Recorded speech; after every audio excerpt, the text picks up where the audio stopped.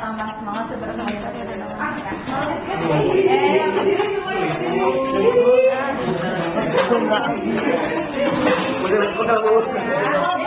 Ayo Fajar, berdiri Fajar.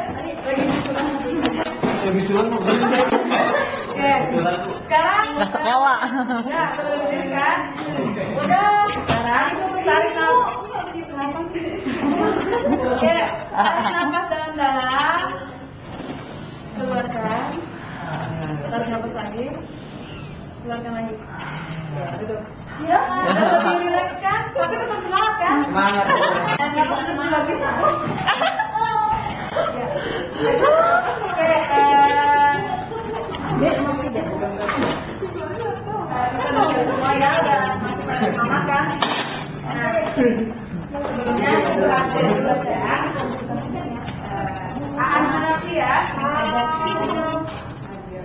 Oke, semuanya sudah ikut absen ya, sudah betul ya.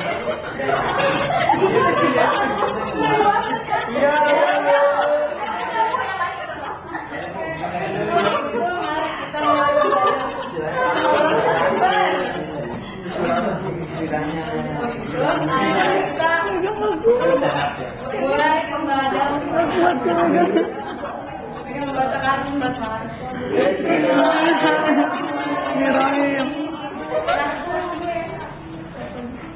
Pada pertemuan minggu pada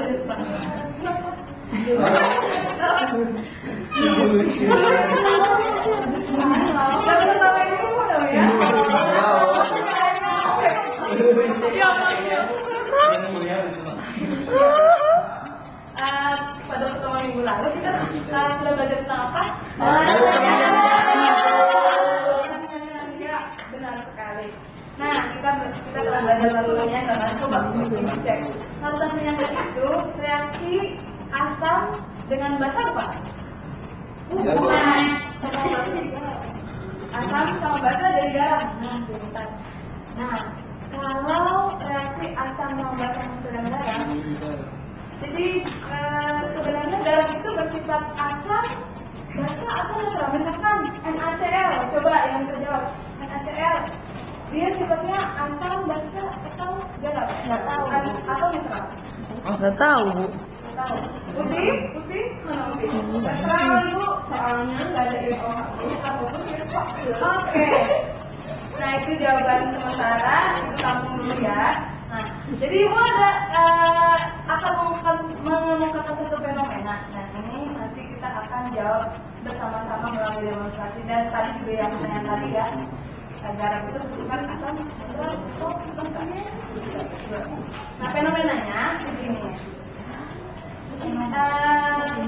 Jadi ketahui di daerah yang banyak batuan kapur, mereka itu menggunakan pelet padat. Pelet padat tahu nggak pelet padat? Tahu, Bu. Pelet padat itu NH4 kalau tulis yang kimia ya, 2SO4. Ini amonium sulfat. Ya benar. Mereka menggunakan amonium sulfat atau yang biasa mereka kenal itu pelet padat, supaya katanya supaya tanamannya itu tumbuh subur. Ini di daerah kapur kayaknya fenomena. Kemudian pertanyaan yang tadi juga, apakah garam yang dihasilkan dari reaksi asam basa yang bersifat asam, basa atau netral? Nah, kita jawab sama-sama melalui demonstrasi. Tepuk tangan dulu dong. Demonstrasi di depan kelas, biasanya kita kan mencatat, kan? Nah, ini ada beberapa macam larutan garam.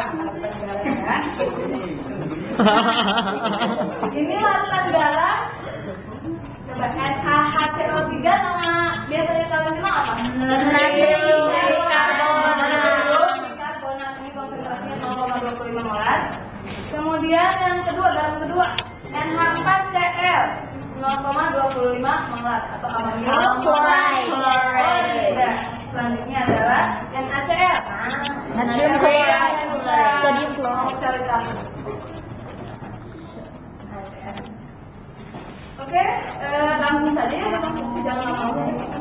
Yang yang penting masuk wajarnya di otak. Ya. Oke, nah ini Biasa.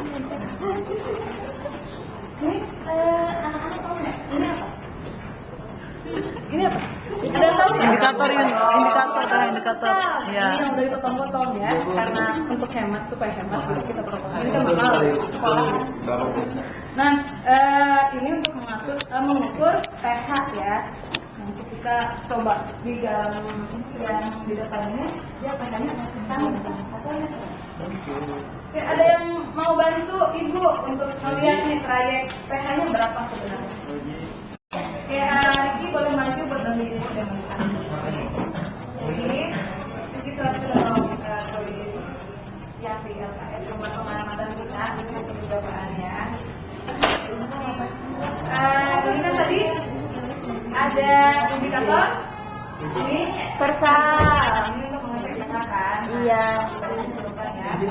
Larutan NaCl garam natrium klorida.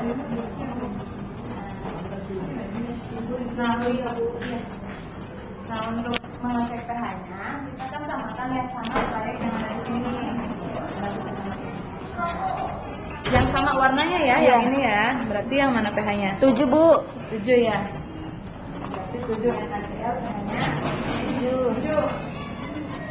Kemudian ada yang nulis? Pada nulis kan? Nulis, Bu. Pengamatan pas demonstrasi ini nanti. Kemudian yang kedua, ini ada garam, amonium, klorida.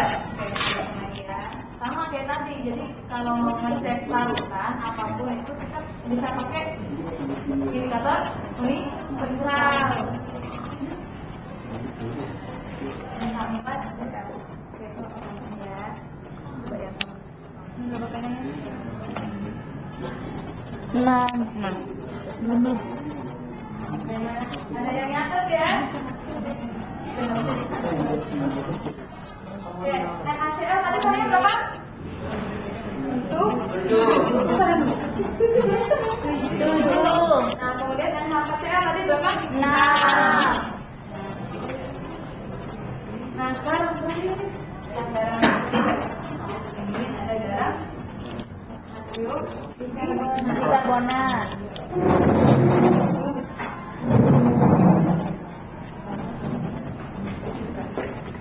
Waduh, 9 Bu kayaknya Bu. 9. Biru. Natrium bikarbonat pH-nya berapa? 9. Oke, terima kasih.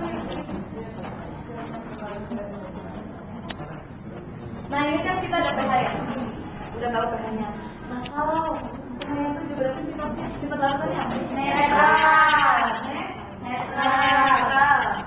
Kemudian kalau pH 9 Basah.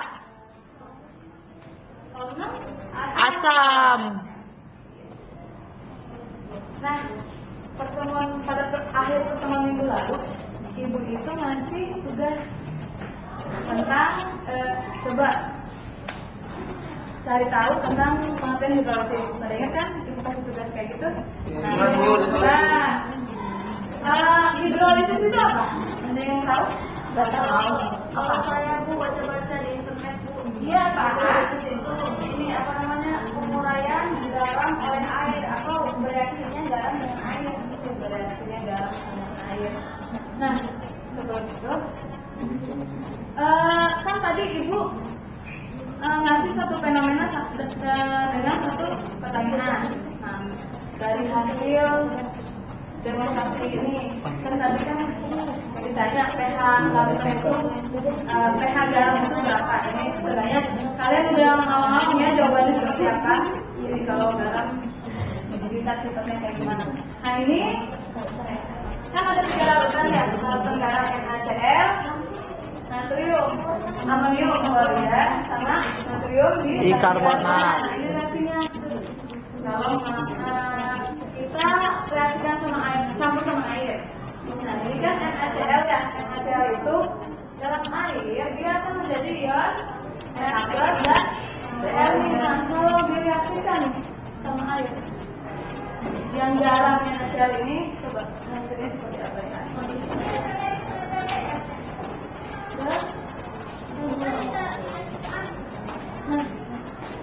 sel ini dia tidak bisa bereaksi sama air. Ini dijelasin. Kemudian Cl dia ketika kita reaksi sama air dia juga tidak bereaksi. Kenapa? Karena berasal dari asam kuat dengan basa kuat. Kemudian NH4Cl atau amonium klorida. Nah ini kan kalau kita dalam air biasanya akan menjadi ion amonium sama ion klorida ya. Nah kalau direaksikan, ini sama prinsipnya sama yang di atas NaCl. Jadi nanti kalian bisa mengidentifikasi kenapa garam itu ada yang seperti ini, seperti ini, seperti itu gitu. NH4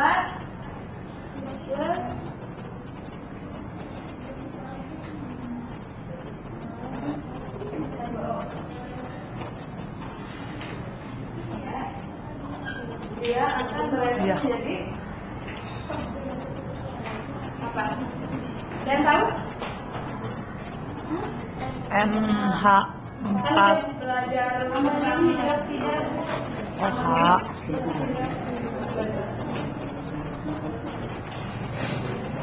Ada yang punya spidol lagi? Ada? Nggak ada. Oke, ini makasih. Kemudian Cl, kayak tadi ya, Cl.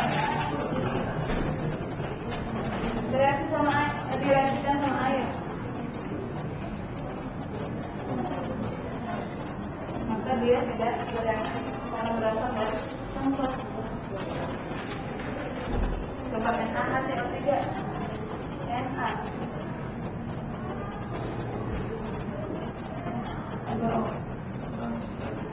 Bisa nggak? Nggak bisa. Kemudian bisa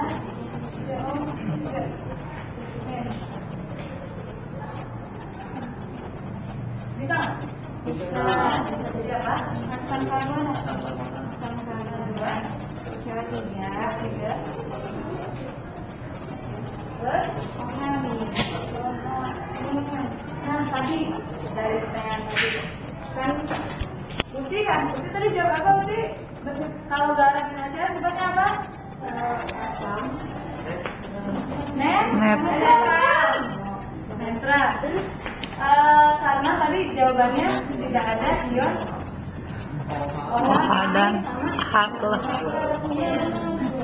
Ada ion OH-nya sama H+ nggak? Nah, dari sini kita kelihatan berapa persennya? 7. Berarti dia memang benar netral. Kemudian yang kedua, garam yang kedua nih, amonium klorida. Dia dari segi pH berapa? Amonium klorida. Nah, kemudian di sini ada ion H+ atau OH-nya? Ada ion H+. Kemudian selanjutnya yang natrium bikarbonat, ada ion OH. Ini dari segi pH. Dari segi pH dia 9. Dari segi reaksi dia ada karena setiap garam berbeda-beda sifatnya. Ada yang apa? Oh iya, bahasa netral. Netral. Itu sudah disimpulkan ya sama ini. Nah, ada yang mau ngasih kesimpulan lagi dari hasil demonstrasi kita ini? Saya Bu, ya. Jadi garam itu bisa bersifat asam, basa, atau netral. Ya, benar. Nah, terus kalau misalkan garam itu ada yang bersifat asam, basa, sama netral, berarti garam yang bisa bereaksi sama air atau terhidrolisis ya tadi. Terhidrolisis ada berapa macam? Ya, Ji? Ada 3 Bu. Ada 3. Apa aja Ji? Yang pertama garam yang berasal dari asam kuat sama basa lemak. Terus yang kedua ada garam yang berasal dari basa kuat dan asam lemak. Ya. Dan yang ketiga garam yang berasal dari asam kuat dan basa kuat. Yeay, bagus jawaban tadi keren sekali. Nah, sekarang kembali ke fenomena. Pertanyaan tadi sudah dijawab ya. Kalau garam itu ada yang sifat basa, asam, sama netral. Dan terhidrolisis ada tiga ya, asam kuat, basa lemak, asam lemak basa kuat, kemudian asam lemak sama basa lemak. Nah, balik lagi ke fenomena tadi, kenapa petani itu menggunakan pelet padat? Soalnya pelet padat itu kan kalau saya tahu di pelet itu kayak semacam pupuk itu kebanyakan dia sifatnya asam, dan petani biasa menambahkan pelet padat itu supaya lahan yang tadinya basa dia menjadi asam, lahannya jadi lebih subur. Ya, benar sekali jawabannya.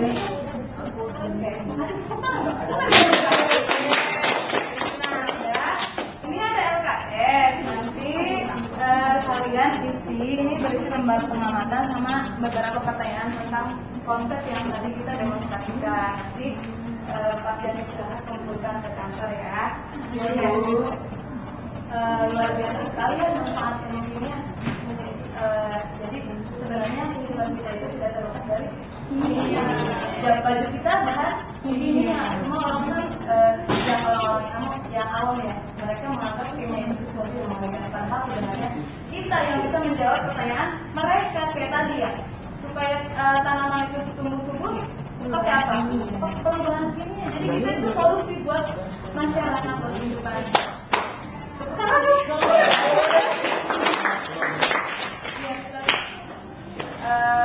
Kita itu adalah solusi buat kehidupan masyarakat.